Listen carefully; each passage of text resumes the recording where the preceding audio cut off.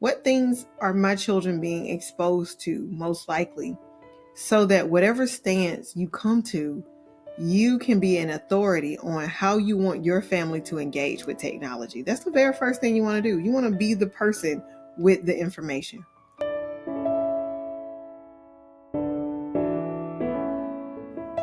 The thing that I was dreading has happened and I just have to deal with it. My 11-year-old daughter asked me for a phone. Like, oh my gosh, I just wish this wasn't happening yet. Like, I'm never ready for this. I've been through this before with my older daughter, but I just feel like I'm not ready.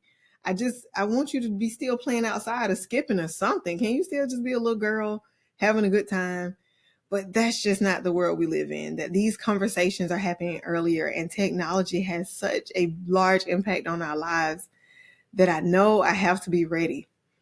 And as a parenting coach, I'm thinking about, okay, how can I manage this in such a way that it can improve my life and it can improve the lives of parents I come in contact with? And so this is such a hard topic because parenting and technology often don't seem like they go well together. Why this is so hard for me and so many parents is because it feels like with technology, there's this world pressing in on our parenting experience and trying to push our kids to grow up before they're ready. That it feels like they feel like they can manage it. And we know, because we care about their future and who they become, that this probably isn't time for you to manage such an important thing where you have access to everything through this device, through this one thing, that you are exposed to things that you may very well be too young to be exposed to. And so this feels so stressful and overwhelming for me and so many parents. But as a coach, I wanted to really be careful about what works in this area. And if it works for me, how can I share it? And the thing I love about my JI training is that it pushes us to think about learning for ourselves before we go into pushing our kids to do things or think a certain way. Is that we heal something within ourselves or we educate ourselves before we direct our children. And so the 4 things I found works the best follows this path. The first thing is prioritize having clarity and educate yourself about the technology that's out there. You need to be clear on what's happening in the world around you that your children will be exposed to so that you can respond effectively. If you don't even know what Tumblr is, you're going to have a very hard time being an effective communicator. It's like, well, I just disagree. No, the first thing is to educate yourself. That if your children say, "Oh, mom, did you see the latest TikTok? Or do you know what TikTok is? Or do you know what's Instagram?" Instead of, "Yeah, no, I'm not on that." That creates a disconnect in the relationship because you seem disconnected from the world they are having to engage. So a simple Google search can tell you, okay, what type of social media things are out there? What type of different phones are out there? What things are my children being exposed to most likely? So that whatever stance you come to, you can be an authority on how you want your family to engage with technology. That's the very first thing you want to do. You want to be the person with the information. And the second thing is, now that I have the information, now you want to communicate your stance on technology and the why. It is not good enough to simply say, well, you can't have a phone until you're 15 or 18, or you can't be on social media until you're, a certain age. But why, mom? Why, dad? Give me something that I can understand that relates to what matters to me. So not just because it's not good for you, because when we say things like that, what our children hear, or because it's bad for you, they're young. What they hear is, well, my mom might think that it's going to be bad for me, but I think I can manage it. They're going to use their limited information to probably not be able to understand why you might think it's dangerous. And even if you tell them a story about how it was dangerous for somebody else, because they're young, they're going to feel like invincible. That might have been bad for them, but I probably can be okay. So that is not good enough. So what you want to think about in connecting your stances to is the goals you have for them and the goals they have for themselves. So for me as a parent, my main goal for you is that I raise you to be a whole and healed, thriving adult. That is my goal for you. That you have the confidence to manage hard situations, that you have the emotional stability to deal with difficult times, or to be a good friend or a good partner. That is my goal for you.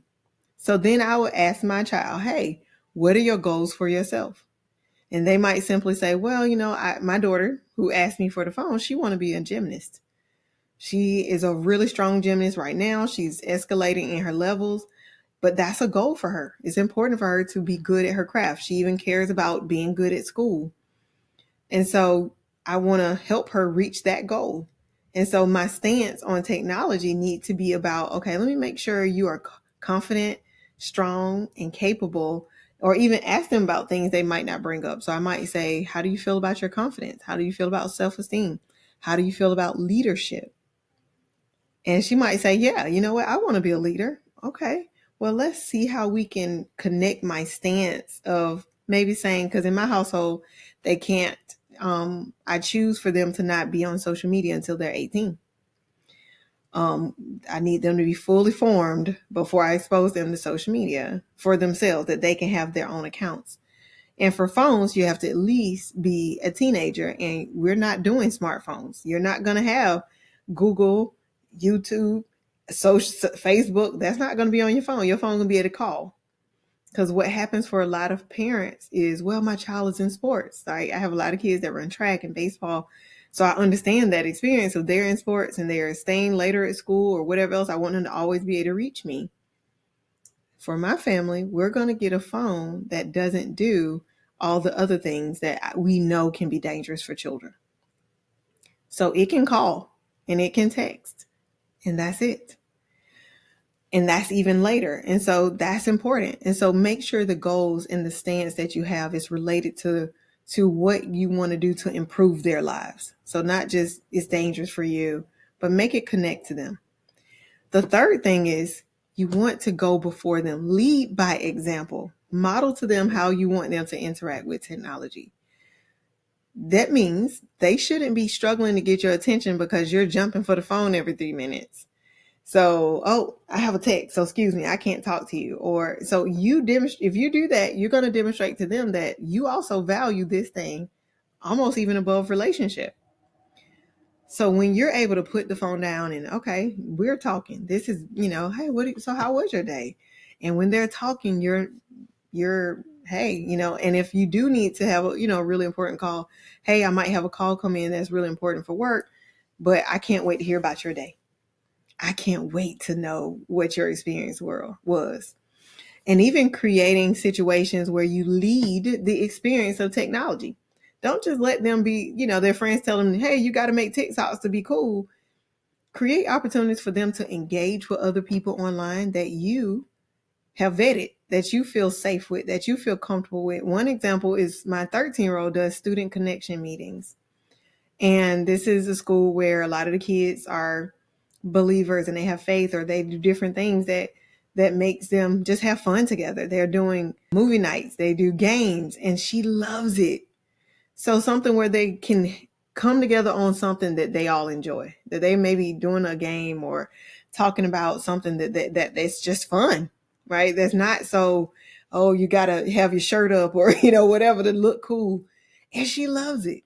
She enjoys getting together, talking about schoolwork, or man, did you take the biology quiz? Did you do this? How are you feeling about this assignment? They talk about so many things.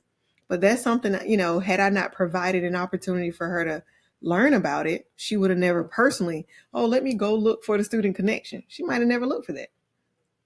So create an environment where they're finding things, or that you offer opportunities that is more protective, that technology can provide, instead of makes them feel worse or makes them feel uncomfortable about themselves.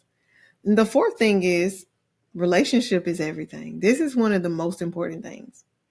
Make sure you invite them to have a strong relationship with you so that they feel safe connecting with you, so that you cannot simply live two lives. You're not going to be able to watch everything they do 24 hours a day, who they talk to all the time.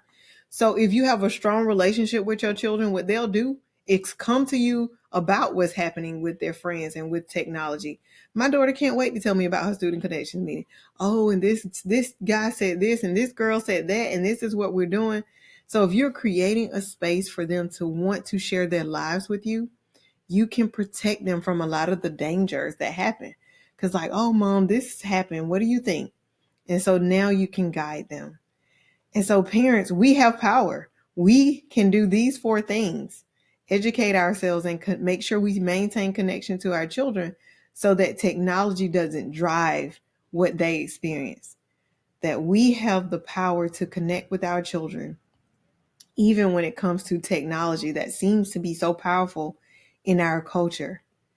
For more tips like these, connect with Jai on Instagram and on their website,